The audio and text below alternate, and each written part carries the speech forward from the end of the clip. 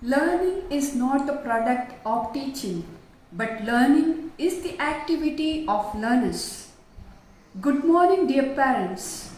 I, Sister Vera, the principal of Holy Spirit Convent Senior Secondary School, welcome you all to the new National Education Policy webinar. Ever since the Union Cabinet has approved the new NEP 2020 with an aim to introduce several changes in the Indian education system from the school to college level. It is very progressive in its outlook with an emphasis on multidisciplinary education.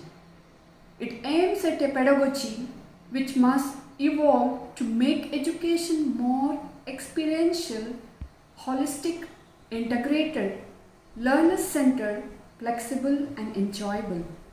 Dear parents, in this webinar, our teachers will explain you all the major points included in NEP.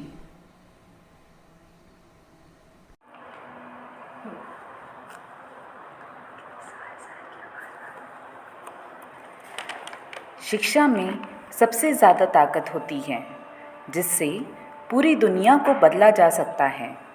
इसी विचारधारा को लेकर नई शिक्षा नीति तैयार की गई है। तो आइए जानते हैं हमारी नई शिक्षा नीति को विस्तारपूर्वक। नई शिक्षा नीति को जानने से पहले हम यह जानें कि इसकी शुरुआत कहाँ से हुई। आइए देखते हैं। After independence, the first national education policy came in 1968 जो इंदिरा गांधी गवर्नमेंट के देखरेख में बनाई थी, जिसका उद्देश्य था सभी बच्चों को समान शिक्षा प्रदान करना। इसके बाद सेकेंड एजुकेशन पॉलिसी 1986 में आई थी, जिसका मेन प्रिंसिपल था right of children on free and compulsory education. At last नई शिक्षा नीति 2020 में आई है। यद्यपि 1986 से शिक्षा नीति में कुछ बदलाव किए गए थे, लेकिन वे बदलाव बड़े बदलाव नहीं थे। इसलिए हम 3 ही एजुकेशन पॉलिसी को काउंट करते हैं। इस पॉलिसी का मेन मोटो है बच्चों को सर्वांगीण विकास करना, शारीरिक मानसिक विकास के साथ साथ उनका चारित्रिक विकास भी करना। बच्चों को शिक्षा द्वारा ज्ञान न देकर उन्हें एक सामाजिक प्राणी बनाना। अब हम देखते हैं नई शिक्षा नीति को बनाने में किन किन लोगों का योगदान था। भारत एक ऐसा देश है जो हमेशा से अपनी विविधताओं के लिए जाना जाता है, और जब बात शिक्षा नीति की हुई तो एक ऐसी शिक्षा नीति का निर्माण करना आवश्यक था जो इन विविधताओं से परे सार्वभौमिक विकास पर जोर दे। इसके लिए डॉक्टर के कस्तूरी रंजन की अध्यक्षता में एक कमेटी गठित की गई, जिन्होंने यह कार्य बखूबी पूरा किया और तैयार की NEP। 26 जनवरी को सरकार ने ऑनलाइन पोर्टल ऑन किया था, जिसमें जनता को नई पॉलिसी के बारे में बताया गया और उनसे उनके सुझाव मांगे गए। यह पोर्टल जनवरी 2015 से अक्टूबर 2015 तक खुला था, जिसमें 2.5 लाख ग्राम पंचायत, 6600 ब्लॉक, 6000 ULB, 676 जिलों से प्राप्त हुए लगभग 2 लाख से ज़्यादा सुझावों को शामिल किया गया। के कस्तूरी रंजन की अध्यक्षता में जो ड्राफ्ट तैयार किया गया, उसमें उसकी समरी करीब 22 भाषाओं में थी। अब हम जानेंगे NEP के बारे में। NEP का फुल फॉर्म है नेशनल एजुकेशन पॉलिसी।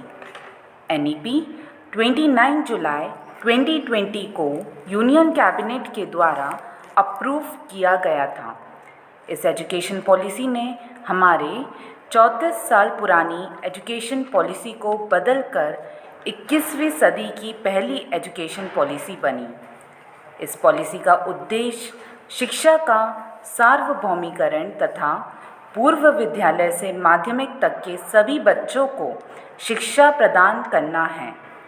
कम से कम 5वीं कक्षा तक बच्चों को उनकी मातृभाषा या क्षेत्रीय भाषा में शिक्षा प्रदान करना।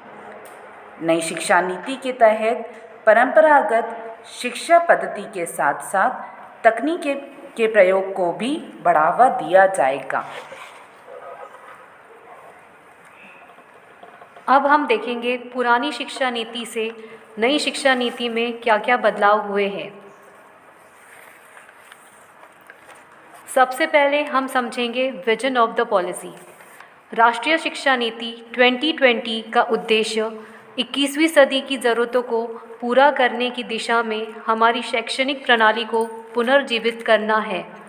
यह सभी को गुणवत्तापूर्ण शिक्षा प्रदान करके एक न्याय संगत और जीवंत ज्ञान समाज विकसित करने की दृष्टि निर्धारित करता है। यह समावेश और उत्कृष्टता के दोहरे उद्देश्य को प्राप्त करता है। एनईपी छात्रों के बीच रट्टा सीखने की आदत को ख़त्म करेगा और छात्रों के बीच तनाव को कम करके अंकों या ग्रेडों को बढ़ाने में मदद करेगा।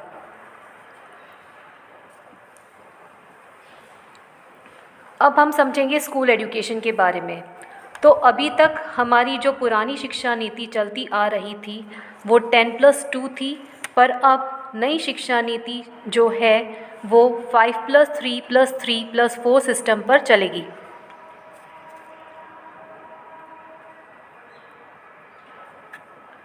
So 10+2 system has been dropped and 10+2 has been changed to 5+3+3+4 system of schooling.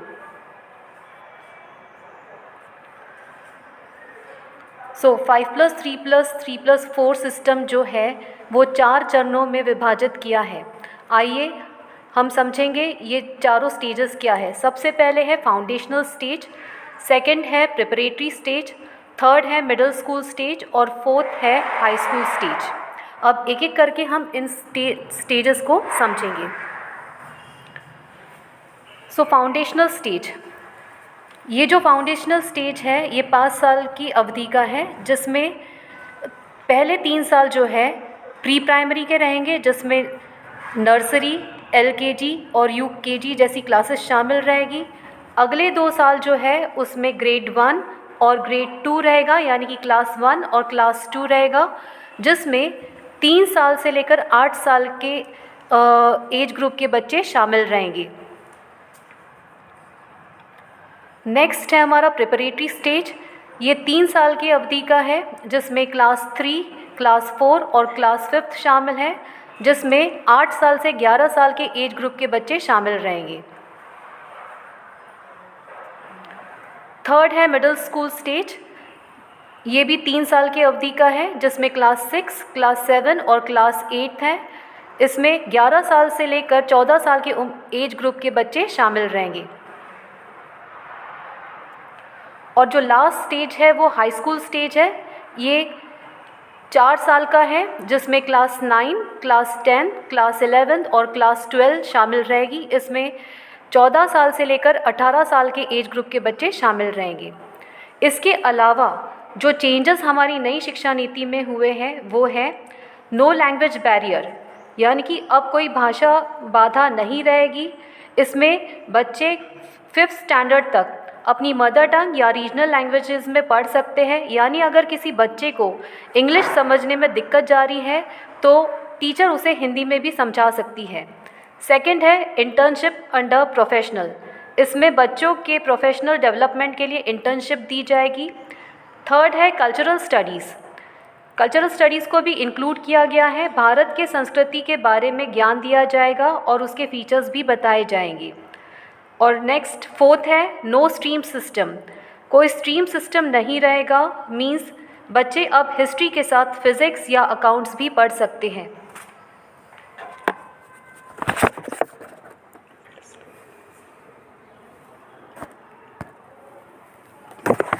परिवर्तन प्रकृति का नियम है। इन शब्दों में विश्वास रखते हुए भारत सरकार द्वारा 21वीं शताब्दी के भारत व उसके नवयुग निर्माण की आधारशिला नेशनल एजुकेशन पॉलिसी के आगाज़ के साथ रखी है। तो आइए इस शिक्षा नीति के अंतर्गत महत्वपूर्ण बिंदुओं को समझते हैं। पहला पॉइंट है नेशनल एजुकेशन पॉलिसी में याद करने की जगह प्रैक्टिकल नॉलेज को ज़्यादा महत्व दिया गया है। इस पॉलिसी में बच्चों की वैज्ञानिक चिंतन क्षमता को विकसित करने का प्रयास किया गया है। थर्ड पॉइंट, इस पॉलिसी में उच्च शिक्षण संस्थानों की स्थापना को आसान बनाया गया है, जो कि वैश्विक स्तर के होंगे।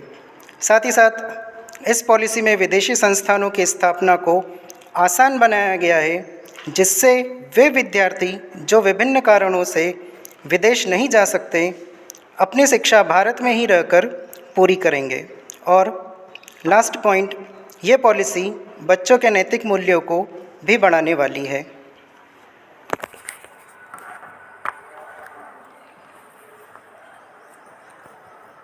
हमारी नई राष्ट्रीय शिक्षा नीति में समग्र और बहुविषयक शिक्षा की ओर भी ध्यान दिया गया है। एक समग्र और बहुविषयक शिक्षा जो कि भारत के इतिहास में सुंदर ढंग से वर्णित की गई है, वास्तव में आज के स्कूलों की ज़रूरत है, ताकि हम 21वीं शताब्दी और चौथी औद्योगिक क्रांति का नेतृत्व कर सकें। तो चलिए सबसे पहले जान लें कि समग्र और बहुविषयक शिक्षा का अर्थ क्या है।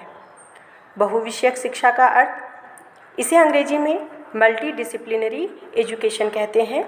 NEP का मानना है कि वर्तमान शिक्षा पद्धति बहुविषयक पर आधारित होना चाहिए, ताकि बच्चे का सर्वांगीण विकास हो सके। बहुविषयक शिक्षा किसी एक विषय पर जोर न देकर एक से अधिक शैक्षिक विषयों एवं व्यवसायों के संगठन पर जोर देता है। इस प्रकार के शिक्षा में सभी लोग एक साथ एक सामान्य चुनौती से जुड़े होते हैं। बहुविषयक ज्ञान बालक को विशिष्ट एवं प्रतिभाशाली बनाता है। शिक्षाविदों का मानना है कि एक बालक में लगभग 7 प्रतिभाएं पाई जाती हैं, जिनमें 2 प्रतिभा सामान्य है।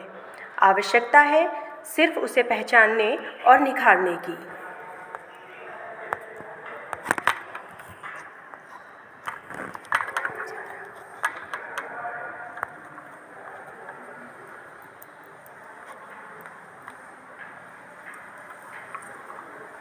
हॉलिस्टिक एजुकेशन क्या होता है? हॉलिस्टिक एजुकेशन को समग्र शिक्षा या संपूर्ण शिक्षा भी कहते हैं। NEP का मानना है कि केवल पुस्तकीय ज्ञान पर बच्चा अगर निर्भर है तो वो हताश और निराश की ओर जा सकता है। बेसिकली समग्र शिक्षा बालक को व्यक्तिगत शिक्षा से आध्यात्मिक स्वास्थ्य और मानसिक स्वास्थ्य की ओर ले जाएगा और बालक के अंदर इच्छा शक्ति, दृढ़ क्षमता, बौद्धिक क्षमता, इसको विकसित करके मस्तिष्क को अनुशासन करना सीखेगा, ताकि बालक अपने जीवन में दृढ़ निश्चय, जोश, सकारात्मक के साथ अपने परिवार और समाज के साथ संतुलन स्थापित कर सकेगा। एक समग्र और बहुविषयक शिक्षा का उद्देश्य मनुष्य के सभी क्षमताओं जैसे बौद्धिक, सौंदर्यात्मक, सामाजिक, शारीरिक, भावात्मक एवं नैतिक गुणों को एकीकृत तरीके से विकसित करना है। NEP का मानना है कि ऐसी शिक्षा पद्धति बालक के अंदर कला, मानविकी, भाषा, विज्ञान, सामाजिक विज्ञान, व्यावसायिक और तकनीकी क्षेत्रों में महत्वपूर्ण योगदान देगा। हॉलिस्टिक एजुकेशन के महत्व को हम निम्नलिखित बिंदुओं के द्वारा समझ सकते हैं। हॉलिस्टिक एजुकेशन से बच्चों को करके सीखने का मौका मिलता है, जिससे वो लंबे समय तक ज्ञान को संरक्षित रख सकते हैं। साथ ही साथ समग्र शिक्षा बच्चों के अंदर भावनात्मक विकास करता है, क्योंकि उसे समूह में काम करना होता है। समूह में काम करने से उसके अंदर एक दूसरे की भावनाओं को समझना सीख सकते हैं। क्रिटिकल थिंकिंग विकसित होती है उनके अंदर, यानी बच्चे चिंतन क्षमता के द्वारा नए सोच को अपने अंदर विकसित करते हैं। इसी तरह हॉलिस्टिक एजुकेशन के द्वारा बच्चों का चरित्र निर्माण होता है, स्वस्थ सामाजिक विकास होता है और आचरण एवं व्यवहार भी वो सीखते हैं।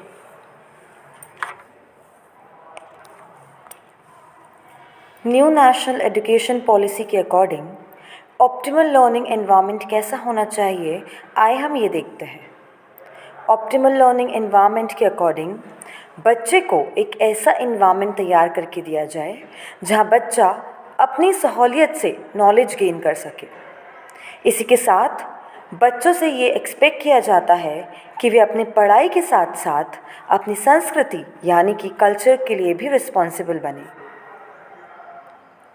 NEP के अकॉर्डिंग पेरेंट्स, टीचर्स और स्टूडेंट्स के बीच एक ऐसा रिलेशनशिप मेंटेन हो जहां बच्चे को एक काइंड, केयरिंग और रिस्पेक्टफुल एनवायरनमेंट दिया जाए जिससे बच्चे में पॉजिटिविटी मेंटेन रहे।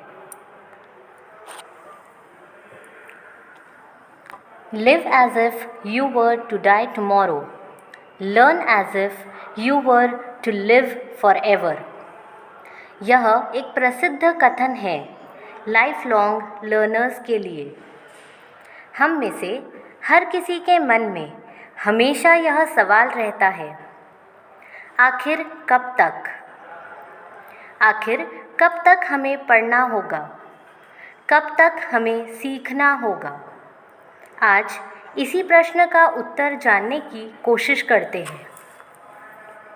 इसका उत्तर है हाउ लॉन्ग, लाइफ लॉन्ग, जब तक जीवन है। जी हाँ, जब तक जीवन है तब तक सीखना अनिवार्य है, और क्यों नहीं, सीखना भी चाहिए, क्योंकि यही लाइफ लॉन्ग लर्निंग और अडल्ट एजुकेशन हमारे देश के भविष्य को उज्जवल करेगा। अब जैसे ही हमने अभी कहा कि हमारे देश के भविष्य को उज्जवल करेगा, तो आइए जानते हैं लाइफ लॉन्ग लर्निंग क्यों आवश्यक है। हम सभी अपने स्क्रीन्स पे benefits of life long learning देख सकते हैं। लाइफ लॉन्ग लर्निंग हमारी आत्मविश्वास को बढ़ाता है और यह हमारी बोरियत को दूर करता है। हमारे मानसिक विकास के लिए बहुत आवश्यक है। अडल्ट एजुकेशन हमारी सीखने की क्षमता को वास्तविक परिस्थितियों से जोड़कर उसे बेहतर बनाने में सहायक होता है, और इसी तरह हम सीख के अनेक क्षेत्रों में हमारे ज्ञान को इम्प्लीमेंट करते हैं और देश को ऊंचाइयों पे ले जा सकते हैं।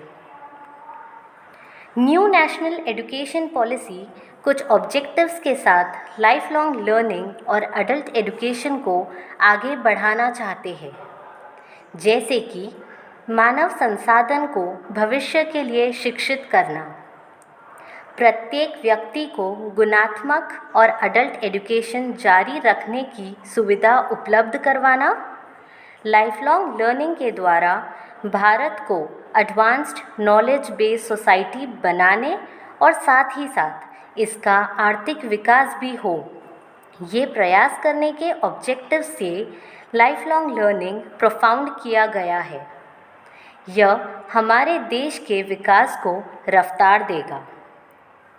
हमेशा यह याद रखने की ज़रूरत है, विज्ञान के अध्ययन की कला और कला का विज्ञान हमें ये सिखाता है कि हर चीज़ एक दूसरे से संबंधित है।